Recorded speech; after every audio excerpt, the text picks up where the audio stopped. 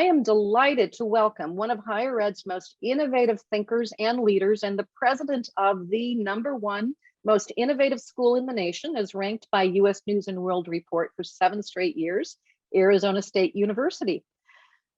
Dr. Michael Crow is with us today, and he is joined by Dr. William Dabars. Will serves as Senior Research Fellow for University Design and Senior Director of Research for the New American University in the Office of the President at ASU, and is co-author with Dr. Crow of 2 recent books. We'll include the complete bio in our show notes for both, but for now, Michael and Will, welcome to the Ingenious U community. Nice to see you, Melissa. Happy to be here. Thank you so much.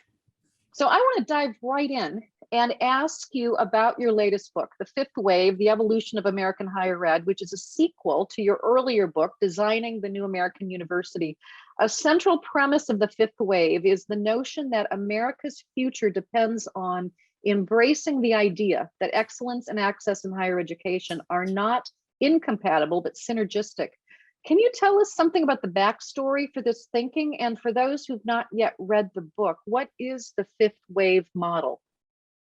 So I'll talk a little bit about the backstory from an institutional design and national design perspective, and then maybe Will can talk about the historical context and what the Fifth Wave is. And so you have to imagine that we inherited a British and German educational model in the United States for the European immigrants that came over, which meant we inherited a system of education which was built on elitism for the most part, and ultimately on exclusion. That is, that we would try to be utilitarian and educate to the best that we could, most efficiently as possible, a few people, as opposed to educating large numbers of people at higher levels. Now, we became less utilitarian and more egalitarian in K-12 over time in the United States, but not in higher education. Higher education is different. And so both Will and I are of the view that evolution is a continuous force, that it affects all things, including universities and higher education. And so, basically I set out 20 years ago when I was appointed to this position to start thinking about a new design. And the new design was, could you build a highly accessible, scalable research university that could have deep impact on the success of the country, on the success of the region where the institution happened to be located? And could you do it in a way where it could scale to the scale of the democracy? And so basically and Will can comment on this, I mean, we're evolving a new design, implementing this new design as the next wave of higher education evolution in the United States, because the previous waves, all of which are still functional as institutional types, doesn't scale, isn't quick, doesn't adapt, isn't as egalitarian as it should be, and has not yet evolved to be the thing that we need for the country to be the most successful. Will, what do you want to add to that? Well, exactly. And you mentioned the German and British academic models. So we saw that beginning with Harvard and the colonial colleges, the 8 or 9 colonial colleges, Harvard, Princeton, Yale, the schools that would become Brown. They were basically English. They were modeled on Oxford and Cambridge colleges. They were elitist then and remained on a scale that we in the book likened to Plato's Academy, that President Crow likened to Plato's Academy. And then the second wave were the state universities and regional colleges that evolved in the early part of the 19th century. The third wave are the land grant colleges and universities that came about as a result of the Morrill Act. And the fourth wave is the American Research University, which evolved beginning in 1870. I mean, we can date it to 1870, somewhat arbitrarily perhaps, but with the founding of Johns Hopkins University, which took specialized scientific study, its German model, and grafted it onto the English model. And this became the prototype for the American Research University.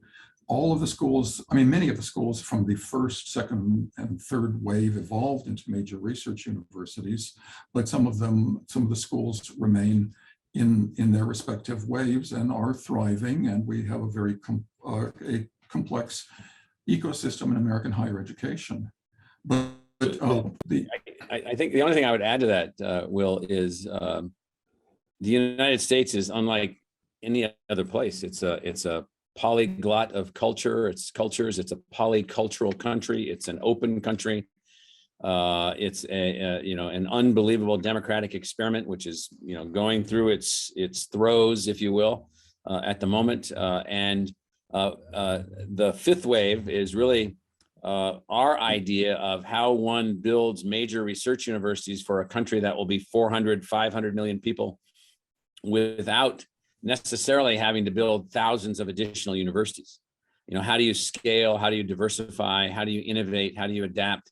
How do you change everything? So here's a tidbit, just a little story. So as we've implemented our new model, 10 years ago, we had 6,000 students in engineering. This semester, we have 27,000 students in engineering, 18,000 on campus, 9,000 online in the most advanced Star Trek Vulcan Science Camp, Vulcan Technology Camp from Star Trek that you can possibly imagine, all in place because our model, the fifth wave, makes scale and innovation a functional element of how the university operates, which is not the case in the first wave or the fourth wave. So in the book's introduction, you write that the envisioned formation of a league of fifth wave institutions builds most proximately on the foundation of the new American university model that you've operationalized at Arizona State University. So can you speak to how those two models are interrelated? Well, I mean, the new American university it means what it says, new American and university, but it's also a play on words. What we really mean is what kind of university would the fully realized America build? So America, when it was founded, was, oppressed indigenous peoples, slaves, and rich white people forming a democracy that at least got started. Well, now we got it started, and now it has morphed into this unbelievably diverse thing. Well, how could the colleges that were present at that time be the bulwark, if you will, of what's needed going forward? So the idea of the new American university was the new America was this polycultural, very diverse, scaled, high speed, high dynamic thing. And what kind of universities would that America have? They would have universities that were deeply accessible, scalable, built around global scale excellence, competing as well as any university in the world, and they would be focused on the success of the democracy, both politically, culturally, socially, economically, all of those things. So the design of the idea of the new American university was to basically say that universities were not places where you sent a few people to be educated. They were places in which the institution became transformational to the society itself, broader than just who they educated. And so it goes all the way back to the idea of the national university that was talked about by George Washington in 1790, was talked about when John Smithson's gift created the Smithsonian Institution. The thing they almost created was a national service university called the Smithsonian University, but they decided not to. And so now, where Will and I have taken this is the new American university model is what kinds of additional universities, not in lieu of what we have. We're not against anything that we have. It's just that what we have is inadequate or insufficient. What is the new kind of university that now is representative of the truly egalitarian society that America has made much progress towards developing? Right. For And those, so the fifth wave, Will, go ahead. Oh, well, I was going to say the fifth wave then builds on it, it extends, it complements and augments the fourth wave, because the fourth wave, of course, these institutions are transformationally successful. These are the research universities, right? Research universities lead 17 out of the 20 top research universities in the world are American, but the access to the top leading colleges and universities has become so limited that the rank and file of perfectly academically qualified students were not being admitted. So President Crow chose to retain the admission standards that the University of California, Berkeley maintained in the 1950s, when someone who did well in a series of 10 courses in high school would automatically know that they could be admitted to the state's leading university. And at the time, it cost nothing also to go to the University of California. So that model, we're trying to restore that model at the scale and diversity of the society.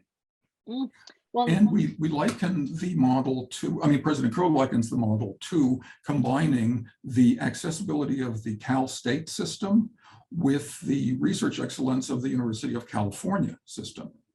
And well, so, but it's on a scale in Arizona that has far greater impact even than Cal State and UC have in California. Well, that's a great segue to my next question, because one of the things that my students often are interested in is how did you actually do this? And in your book, chapter 2 provides a wonderful nuts and bolts kind of case study that really walks you through the reconceptualization of ASU that's been underway since, I believe, 2003. Yeah. So it is 2003, right? Yeah. So can you unpack the case study for us? And from your vantage point, I'm really interested in knowing what you believe to be the most important strategies that you've undertaken, as well as what the outcomes have been that you can attribute to the new model. Yeah, these are in no particular order because they're all essential. So the first is to make certain that the public university has something other than a generic purpose. That is the same purpose as every other public university. So we're not public university 62. We need to be the public university for the people of Arizona and all things Arizona. And then that then plays into the country. So we created a set of design aspirations. That is, the institution was working toward a set of things. Being entrepreneurial is one of those things. Fusing intellectual disciplines is one of those things. So empowerment of the university's unique identity is essential. Empowerment of things that the university is attempting to be, other than chasing other universities' reputation. And so if the sole purpose of the university is an alleged fake football game where you're playing football against the intellectuals at the other universities and we'll see who wins in that game, well, that's somewhat pointless. It doesn't mean there isn't scientific competition. There is, but that shouldn't be the purpose of the institution. The second thing that I think we spent a lot of time focusing on was defeating the bureaucratic model under which most universities operate and attempting to build a design management model. You empower the faculty to design their intellectual futures, not to operate as petty bureaucrats inside bureaucratic systems. The other thing that we worked is to defeat the notion of the public university as an agency of the government, but as an enterprise of the people. And that might sound like a subtle word difference. It isn't. And so if you operate like an agency, you only move with political control. You only move in bureaucratic ways. You are highly constrained in your entrepreneurism and so forth. So we blew that up and have been able to evolve the university to be more of what we call a public enterprise in the true spirit of the literature of public enterprise. You acquire resources in different ways. You have degrees of flexibility that public bureaucracies or public agencies don't have. I think central to this has been the empowerment of the faculty. You have to move the faculty away from being what in the organizational theory literature are petty bureaucrats, arguing over really small-minded things and arguing for resources and acting in the way Anthony Downs in Inside Bureaucracy 60 years ago would have called a conserver modality. You've got to empower faculty to be designers and zealots, which we've been able to do. You have to free the university's clock speed from only operating in academic time. In academic time, Plato lived yesterday. In real time, global climate change, I'll use that as an example. Global climate change is coming at us like a freight train. And I used to say when I was at Columbia University that it would take us longer to create a new intellectual department to take on the aspects of global climate change than it will for the Ross ice shelf to break off Antarctica and change sea levels, meaning we move at glacial speeds. We're just too slow. So we worked on clock speed also. And I think the other thing is, at least in our case, embrace technology. We have hundreds and hundreds and hundreds of technology partnerships that help us to operate the university more efficiently, more effectively, and on a better cost basis. We have hundreds of learning technology partners that help us to help a kid who's completely capable to go to a college, but may not have mastered calculus when they were 16. But they need to master calculus to be an engineering major. Well, let's give them a tool that helps them to master calculus. It's not quite like the Matrix where you just, you load the software and you can fly the helicopter, but almost. And so what I mean by that is that we've built every single tool imaginable with our faculty to enhance the learning process and the adaptation process and the adaptability process. So those are the things, Melissa, that we've worked on. And outcomes. I know, again, in chapter 2, there's a lot of detail about the specific outcomes that have been achieved, metrics in terms of outcomes. Is there anything that you'd want to add? Well, we used to have 40,000 total degree seeking students at ASU, and now we have 150,000 degree seeking students, and our faculty is about the same size. Our graduation rate has been more than doubled. Our research activities have increased 5x. We're now we're just a little bit behind MIT now in terms of our total research volume for a university without a medical school. We're in the top 10 of those schools. And so out of the same faculty, we're producing 5 times the graduates, doing 5 times the level of research, have 10 to 15 times the diversity of our student body, have changed everything. We've gone from, just in STEM, for instance, from 15,000 STEM majors to 60,000 STEM majors, all within the same structure. So these innovations, these tools, these mechanisms, these devices, we have more humanities majors than we've ever had. We have more. I just taught my class. I teach every other semester. There was a kid in there that was a quadruple major and another kid that was a triple major. And what we're finding is that almost everyone's a double major now. Many students are triple majors. Quadruple majors are possible. 4 undergraduate majors in 3 years and a master's degree in a 4th year is now not uncommon because of the tools that we've put down to enhance educational outcomes, all going on in a research environment. So we're very excited about all of that. What do you teach, by the way? I teach a course in science and technology policy and design. How do you design knowledge enterprises to produce social outcomes, economic outcomes, cultural outcomes, military outcomes, competitiveness outcomes, those kinds of things. Oh, those lucky students. I don't know how lucky they feel after today's talk, but.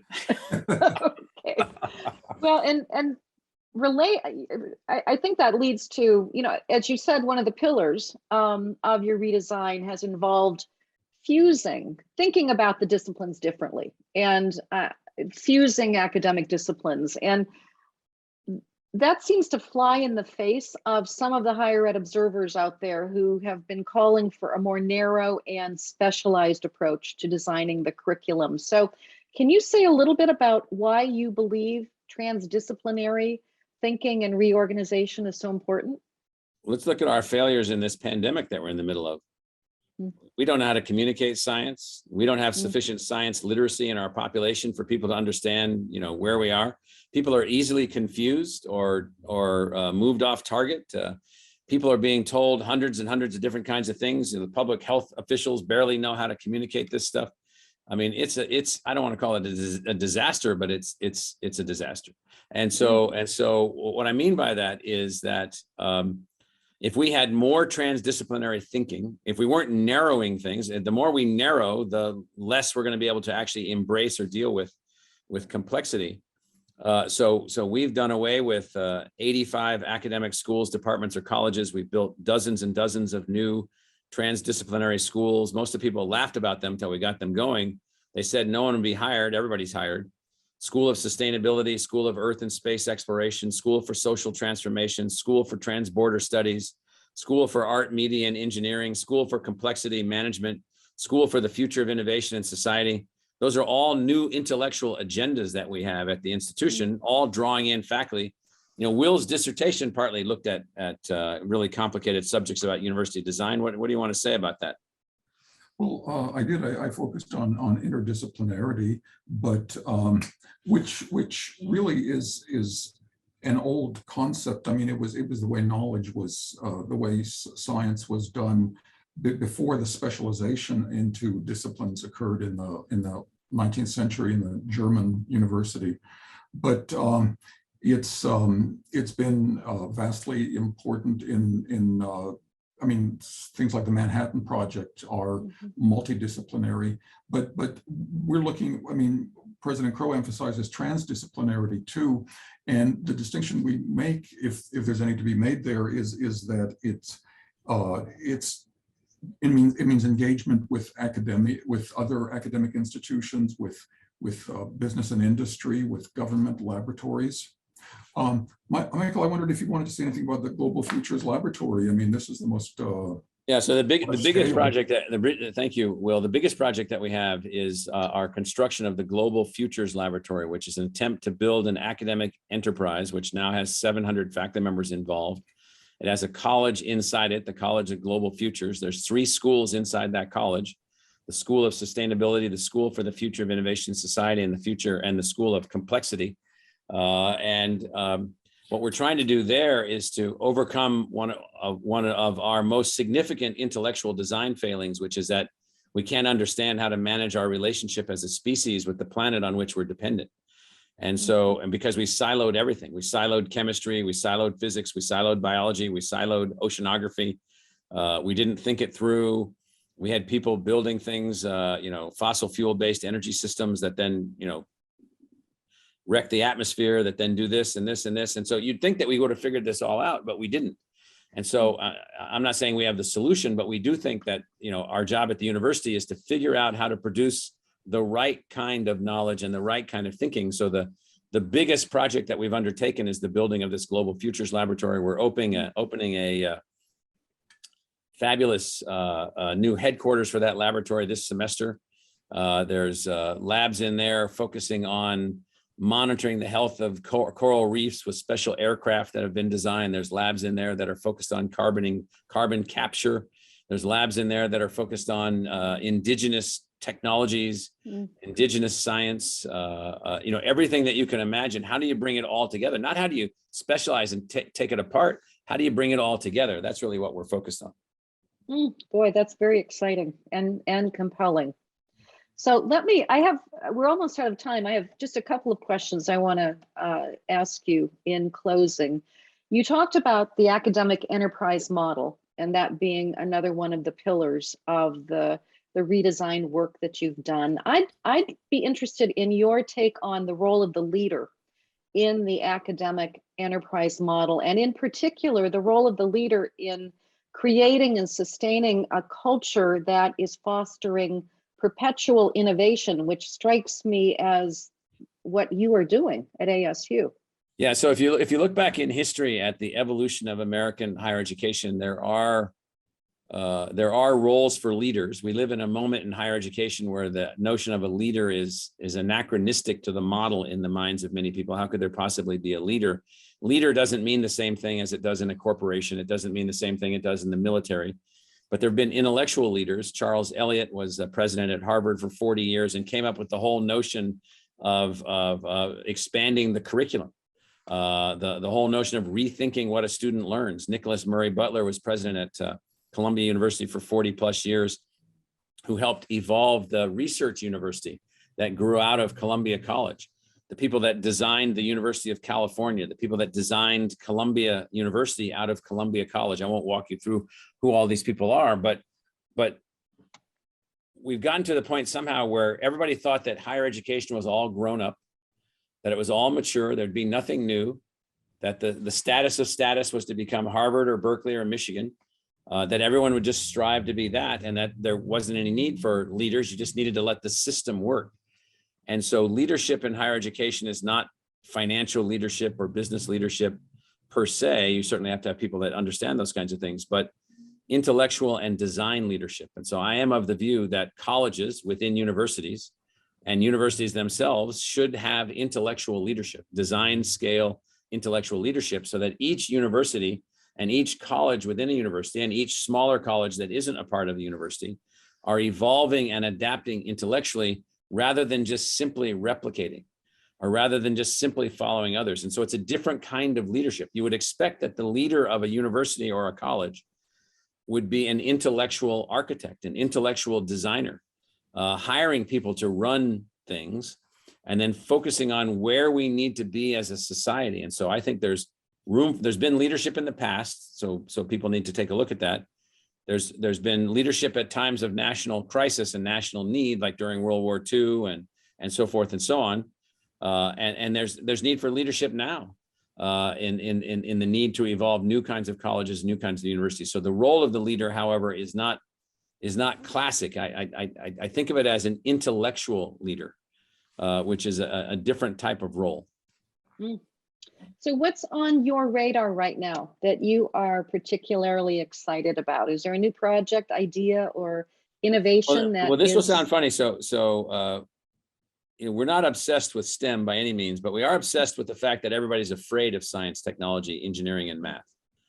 And so we have spent massive amounts of money and time and energy to do everything that we can to build tools that overcome that barrier that many people face when they need to become science literate for their English degree or science literate for their philosophy degree.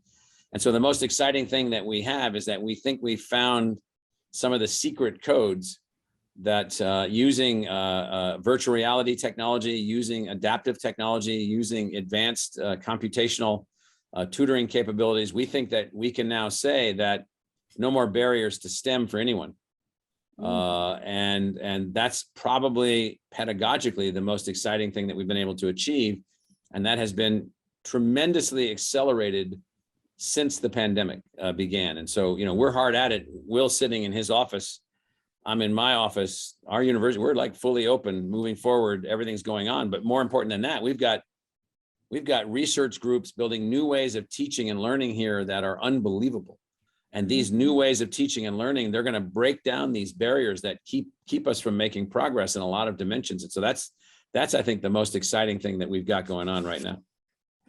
Boy, and that is a great word to close on, and what a positive way to begin 2022. So thank you to you both, and very much appreciate your time, and am inspired by the thinking and the good work that you're doing there. Well, thank you, Melissa. Nice to see you. Yes, thank you so much.